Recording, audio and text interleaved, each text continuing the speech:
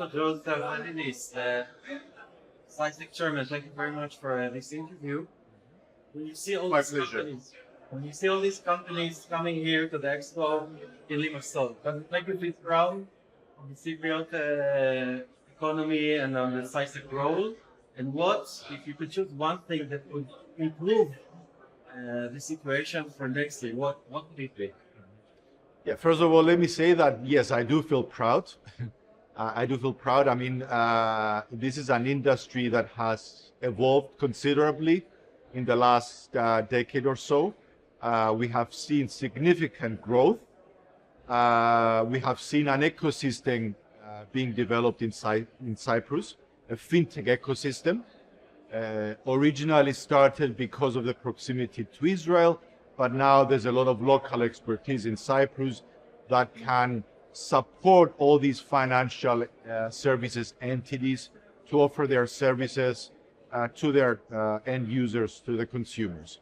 So yes, we do feel proud, and we feel that this healthy growth will continue in the coming years. Now, if there's one thing that I think would help, it's when it comes to the country's judicial system.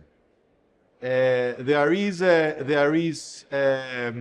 lot of bureaucracy there. There is a lot of delays in decisions being taken by courts, and this is something that investors are always worried about, right? So if there is any trouble, the investor wants to know that he can go to the courts and get a result in an efficient way. And this is an area that I think as a country, basically, we need to work more to reform our judicial system. I know that the government is aware of that, is taking steps, but we need to see these steps materializing basically in the near future. And I think that will be helpful basically for the financial services industry. You launched last week a regulatory sandbox. What are the main principles of this sandbox, and what do you expect to achieve? Yeah, we are very proud that last week we have launched the sandbox, which was a transformation of our innovation hub, excuse me. So we had the innovation hub since 2018. The innovation hub has transformed now into a regulatory sandbox. The idea is basically for any innovative technologies, whether they come from regulated entities or they come from unregulated entities, they could apply to us, could apply to the sandbox, and according to whether they are accepted or not, and whether they fit within the profile that we wish, then they can be tested in a controlled environment under CySEC's supervision, and we can provide guidance then to those technologies before they can apply to enter the market. So this is the idea of a sandbox, and I think it's a way that it shows our commitment of supporting responsible and innovative growth. Next month, MiCA is coming to Europe, the implementation, after several years of preparation. How do you see this evolving? Yeah, this is a big step, I think, for Europe. There has been lots of preparations, discussions around MiCA for years now. This is actually, I think, the first main jurisdiction that is putting a unified, robust framework for supervision of the crypto asset services industry. It's a major first step. It's not the end of the road because the industry is continuously evolving and the regulation needs to continue evolving. However, I would expect to see a lot of interest. There's going to be a lot of scrutiny, certainly across Europe, from all the NCAs, from ESMA.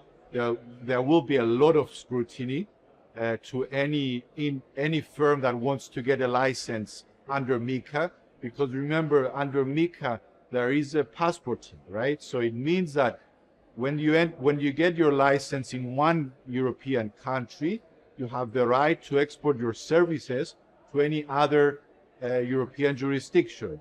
So there's going to be a lot of scrutiny to any firm that wants to get access to this privilege, right? And I see that it's a very good step for the protection of the investors as well, because we know that this industry, being largely unregulated, had led to a lot of investor detriment and a lot of losses to the investor. Not the final step, though. It's not the final step. It's a first step, major first step towards the regulator. For example, the MiCA, as you know, is not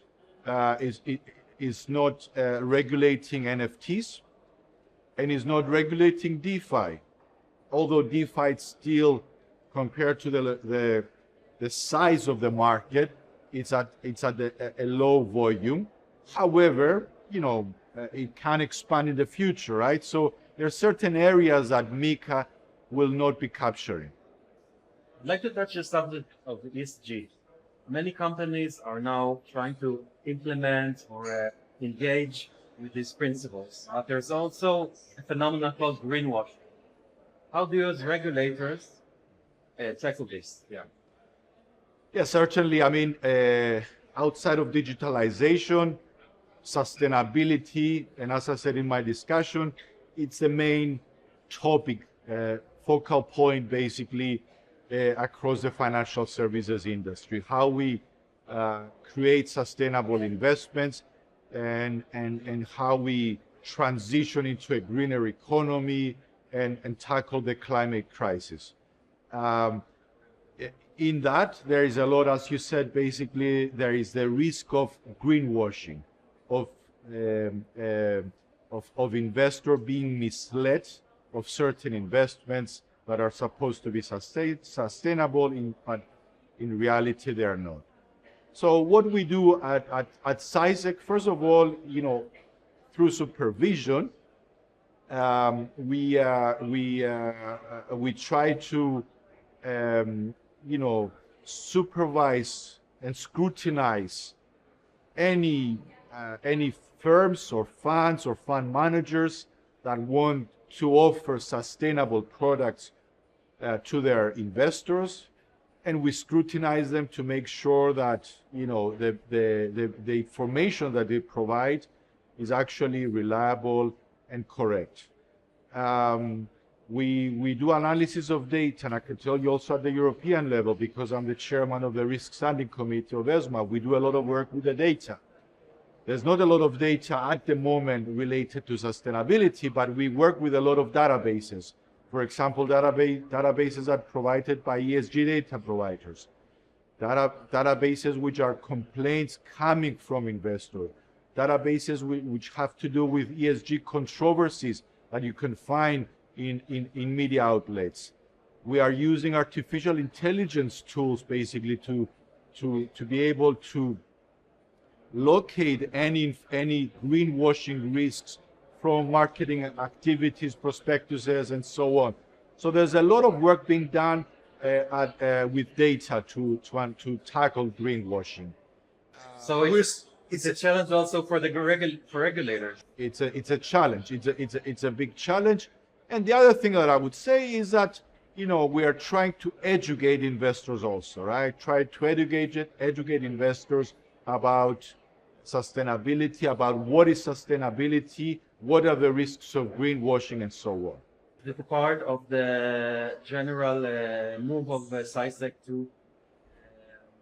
to have a more in-depth literacy amongst investors. Certainly, and literacy, financial literacy, it's something that we put a lot of emphasis as CySEC.